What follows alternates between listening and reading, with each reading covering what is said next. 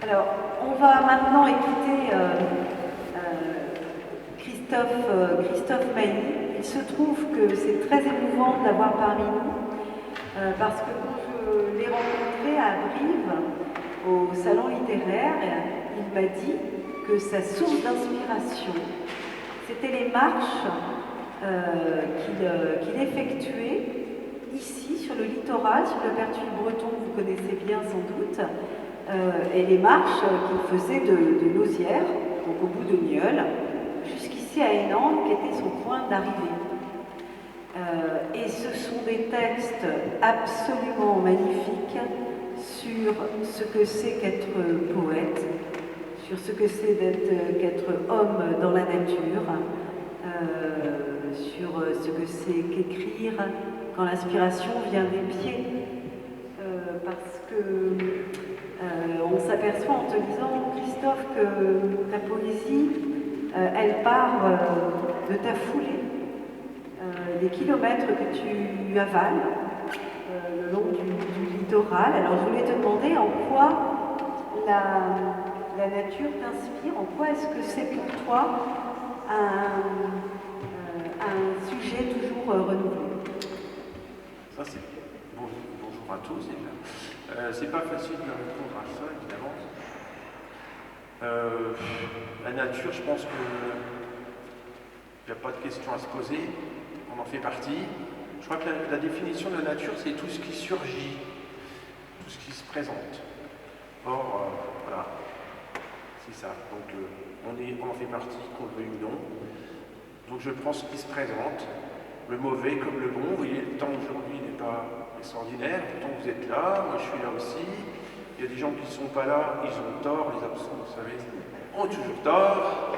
Oui, alors tu tends une perche quand même, Christophe, parce que tu fais bien d'attendre, parce que vous l'avez peut-être vu sur le programme, Christophe devait être en dialogue et il est lâchement abandonné par son collègue Franck Maubert, qui est coincé sur l'île de Ré, parce que, comme vous le savez, il y a eu une alerte submersion, et comme il habite dans l'endroit le plus fragile, là, au Martret, il ne pouvait pas nous rejoindre à son grand regret.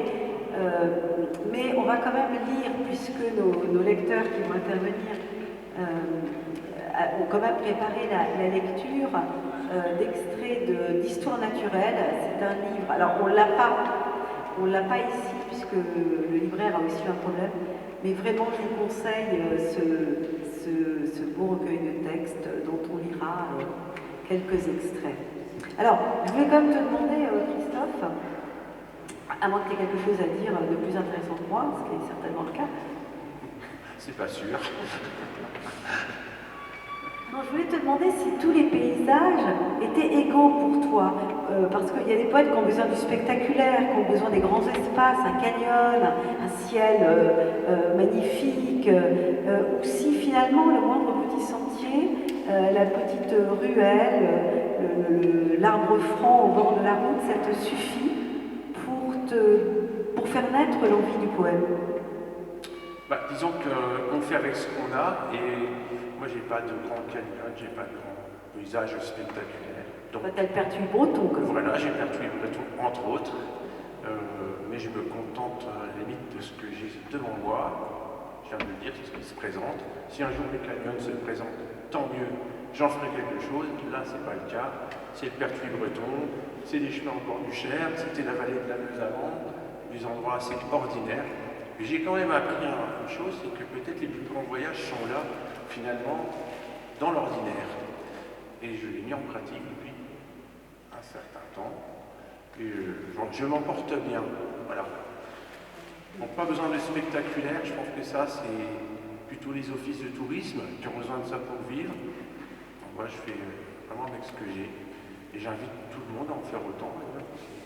Peut-être peut-être le début de la sagesse, j'en sais rien.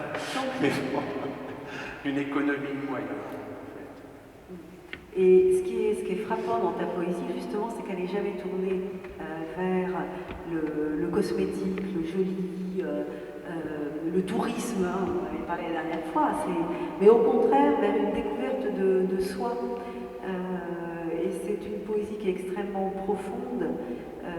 Et chaque pas que tu fais sur ce littoral on a le sentiment qu'il te révèle, tu le dis, une forme de sagesse, en tout cas, d'acceptation d'être au monde. C'est exactement ça. J'ai souvent la présence au monde, ouais, c'est ça, c'est ce que je veux dire. Ça découle de choses extrêmement simples. J'ai envie de dire, on n'a pas besoin d'aller chercher midi à 14h, pour prendre une expression bien connue, pour se sentir vraiment appartenir au monde. J'ai entendu tout à l'heure mon confrère, si je puis dire, avec plaisir, Christian. J'ai senti aussi un peu, alors là c'était très intense, on m'a expliqué un peu, et voilà, j'ai senti quelque chose de commun avec ce que je fais, toute proportion gardée, bien sûr. Ça me fait plaisir de voir que je ne suis pas tout seul dans la démarche. Moi, je suis un cheminot d'opérette à côté de lui, mais bon, quand même, on fait ce qu'on peut. Voilà. Non, mais la poésie, il nous relie. Voilà, c'est ça. Alors, oui, avant de donner la parole aux lecteurs qui, comme tout à l'heure, ont fait entendre superbement leurs propres textes, on s'emparait de ceux de Christophe et de Franck Robert qui n'est pas là. Je voulais rappeler une chose, surtout si vous êtes du coin ou pas trop loin. On est parti de cette idée, l'idée du festival, elle est beaucoup née avec la poésie de Christophe, et on a réalisé une déambulation poétique que vous pouvez faire quand vous voulez, c'est-à-dire dans une semaine, dans un mois, dans 3 ans, a priori... Quand le temps sera peut-être un peu meilleur. C'est ça, attendez que le temps soit meilleur. Mais il suffit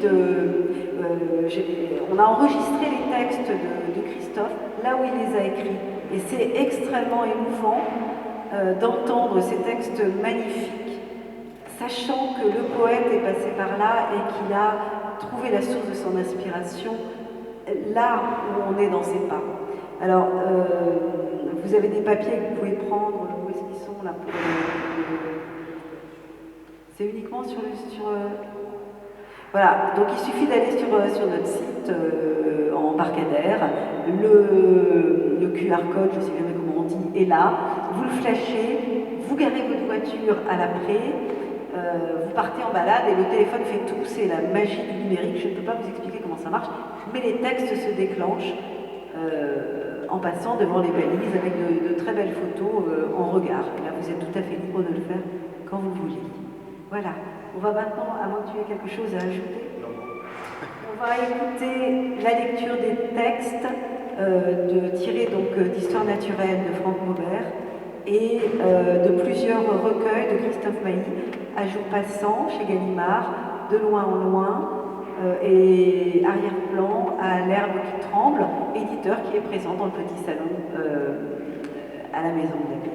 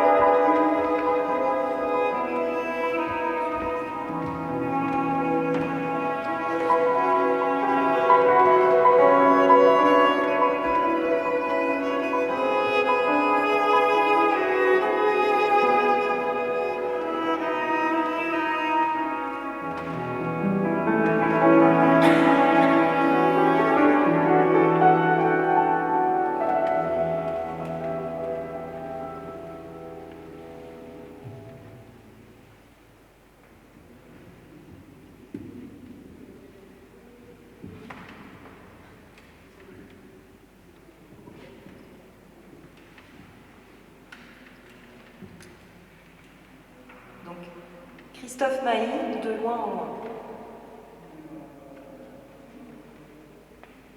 Comme j'allais au hasard de forêts déployées dans l'ordinaire, d'autres lumières harnachaient la vallée.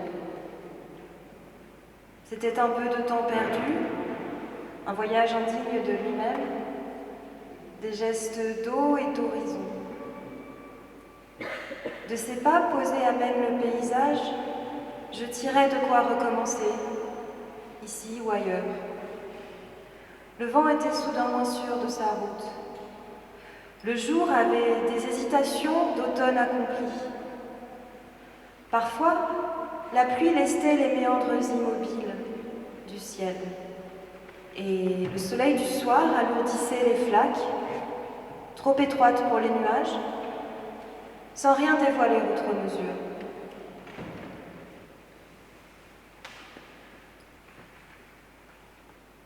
Arrière-plan de Christophe Maé.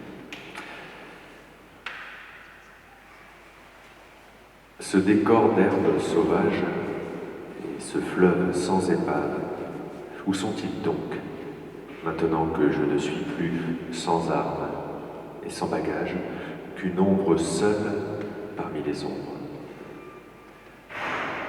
Rien ne répond, ni le soir, ni la trace des oiseaux sur la mer, ni la lune arrondie au virage du soir.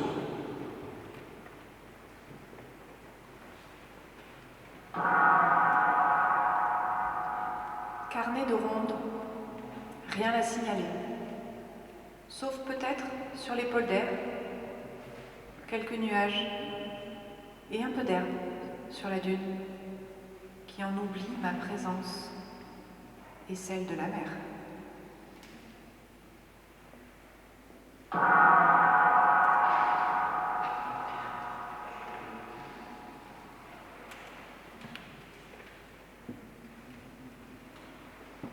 Extrait d'arrière-plan.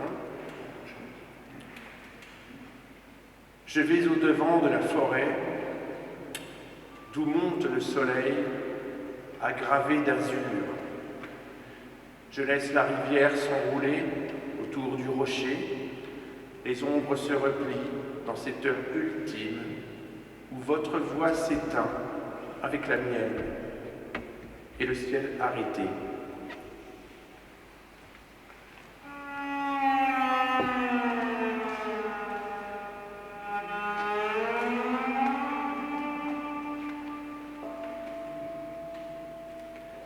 Un extrait d'Histoire naturelle de Franck Maubert. Au fond des rivières. J'appuie mes rêves sur des roseaux. Au bord des rivières, dans le calcul des nuits étranges, assaillent des songes de l'œil, le silence descend sur moi. J'embarque sur cette nef de hasard. J'oublie les visages. Je plonge mon regard sous les eaux, zèle lucide. Mes pensées errent dans les grands fonds. Quelle raison de les délaisser? Un monde force le sommeil et je m'évanouis dans les navigations incertaines, les lumières liquides. Je m'étends dans les herbes, m'allonge avec les algues. J'aborde l'irréel sous les ondes frémissantes. Je vogue parmi les poissons.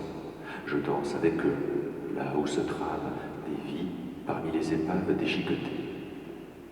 Les ombres évanescentes ne poussent pas de plainte. J'entends à peine les créatures.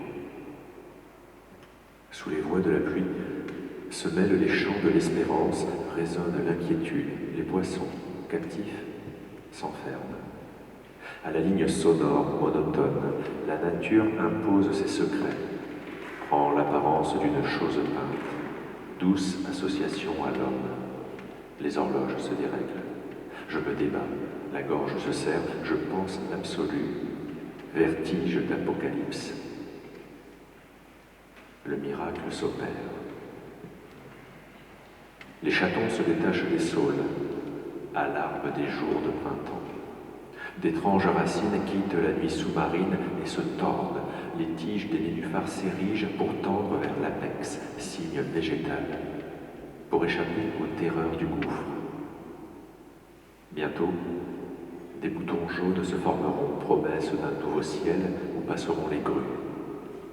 Les nymphéas, aux brillants pourprés, ouvriront leurs pistils à large dépression, entourés d'une couronne aux feuilles flottantes ombrées de rouge. Leurs fleurs deviendront des taches abstraites, brouillons de couleurs, et immanquablement, me viendra une pensée pour le vieux jardinier de Giverny sur son atelier flottant. En rive, la claie ondulante des iris fait croire à un bonheur possible. Les couples de bergeronnettes s'égaient de rocher en rocher. Les prairies d'un vert acide brillent de leur jeune feu. Tous vocalisent le chantonnement fidèle à la vie et célèbrent la fin des bruines de mélancolie. Je sens venir l'heure des extases et des divertissements. Celle des rêveries profondes, celle où, loin des bruits et des tumultes, je renonce à comprendre tous les mystères qui m'entourent. Je salue la terre toujours prête aux enchantements. Elle est l'occupation de chaque instant de celui qui la regarde.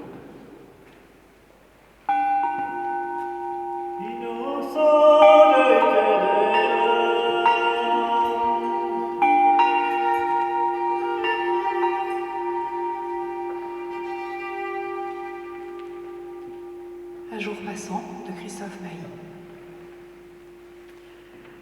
Peut-être faut-il un peu de soleil dans les herbes pour ouvrir le chemin et pour dire qu'il est temps de partir au-devant de notre ombre, allongée sur les seuils. Mais avant, juste avant, il y a ce moment où rien n'existe, hors un rayon lâché au travers des nuages, juste pour éclairer ce qui doit l'être.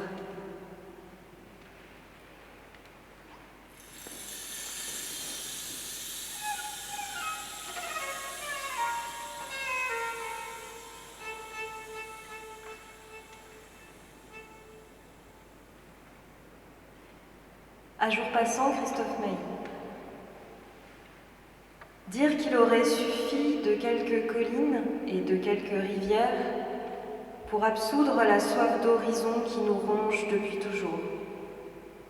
Mais le fleuve creuse la vallée avec patience, sans rien savoir de ce qui me tient là, dans l'ombre jetée au cadran de la nuit, pour un peu plus de lune sur la page.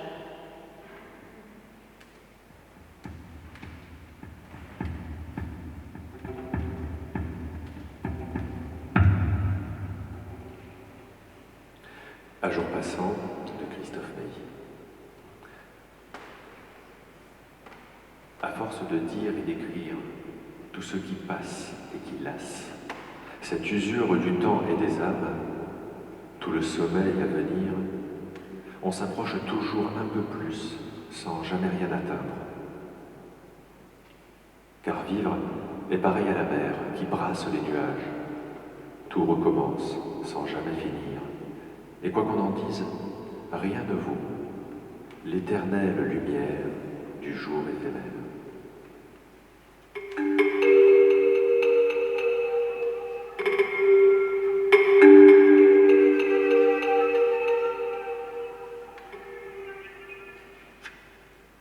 À jour passant, Christophe Maé.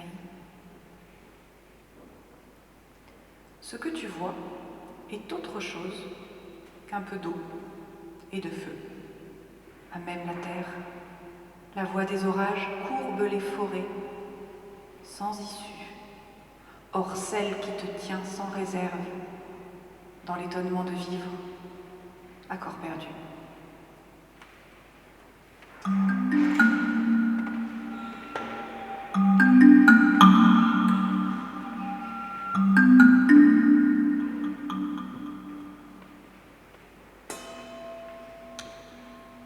Extrait d'un jour passant. Tout est bien, puisque nous n'en avons jamais fini avec le paysage, et que notre vie suit son cours, pour elle seule, sous l'égide de la lune attentive.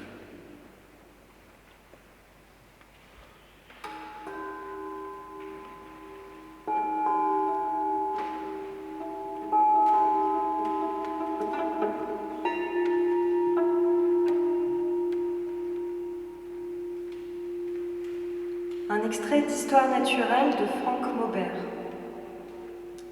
Un arbre seul. Un jour de brouillard bas, Je l'ai rencontré au hasard d'une de mes errances. Depuis, je lui rends visite comme on peut se rendre auprès d'une vieille personne que l'on aime. Chaque fois, je crains de le trouver gisant, terrassé par des scies meurtrières. Il marque une limite, comme s'il barrait le chemin. Malgré cela, j'ai tout de suite eu le sentiment intime qu'il m'accueillait. Jamais un homme n'a élagué ses branches. Elles se divisent et s'étirent à la recherche de leur équilibre aérien, ce qui ne l'empêche pas d'avoir un port de souverain. Je suis venue vers lui à pas lents. Je me suis approchée doucement dans l'herbe encore mouillée de l'humidité de la nuit et me suis tenue à distance. Assis en retrait sur un rocher, là où la terre et les eaux ne sont pas démêlées. J'ai attendu que la brume se dissipe afin de le voir dans son ensemble. Il se tient là, solide, debout, dans le chant des oiseaux, le murmure des eaux, le souffle du vent, la fraîcheur de l'herbe. Tout le distingue des autres arbres. Lui aussi se tient à distance, il s'impose, massif, ramassé, le fût trapu. Des mousses courent le long des branches, elles se fondent dans ses rides, ses anfractuosités, comme si elles se les appropriaient.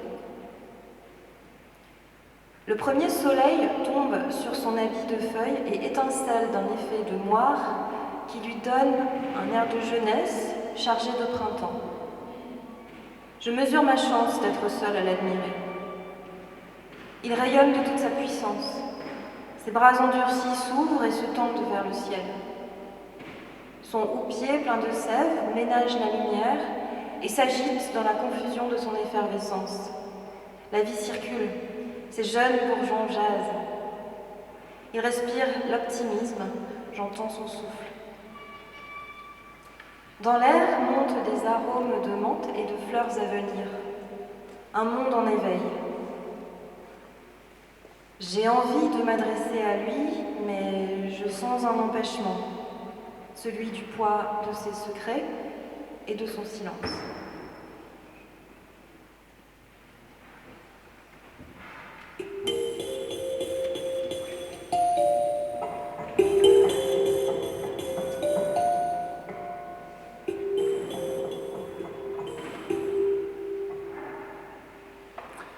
Extrait d'Un jour passant de Christophe Maé.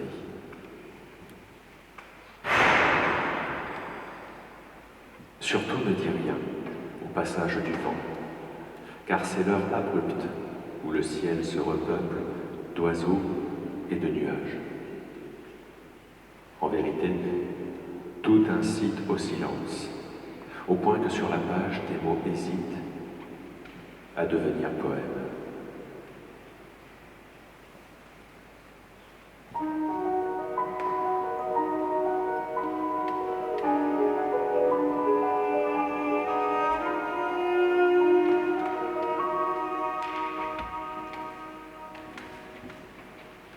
Mourir n'est rien.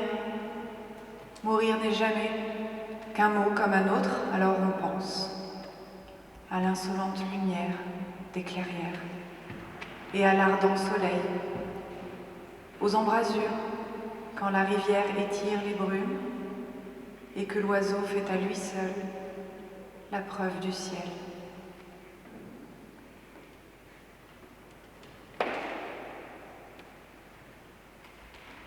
Le tremble s'élève avec le clocher depuis les hauts fonds de verdure et d'eau.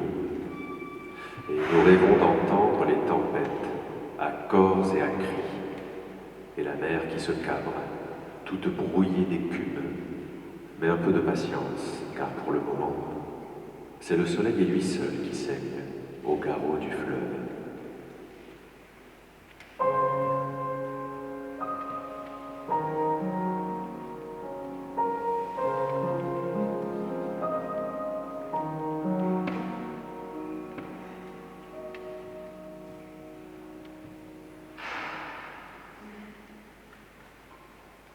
À jour passant, Christophe Maé. Ailleurs, disait-on. Je répondais, par les transparences de l'hiver, les pierres en désordre, les chrysalides de la neige, l'étreinte froide des sources. On ne part pas, semble-t-il, mais les labours sombres sont déjà au coteau. Alors, il est temps malgré tout que les crépuscules mettent au fond du livre la lumière qui manque.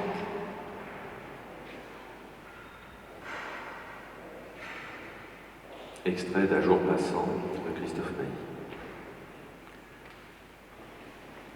Savons-nous quel chemin prendre alors que nous allons au-devant de ces lieux sans attente?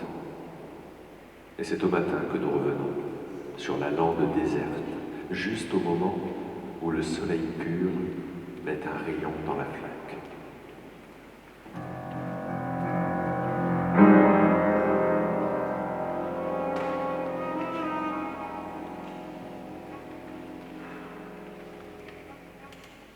Le tremble s'élève avec le clocher depuis les hauts fonds de verdure et d'eau.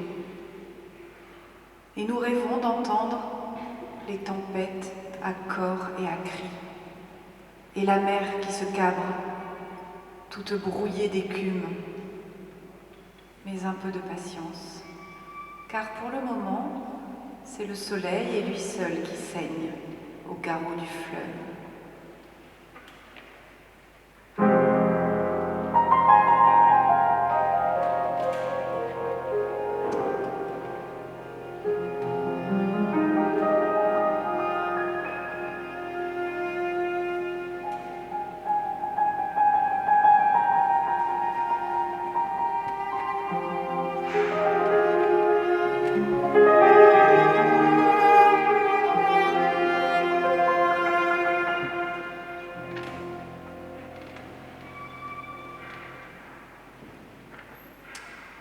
Extrait d'Un jour passant, page 86. Oui, vraiment, la terre est patiente.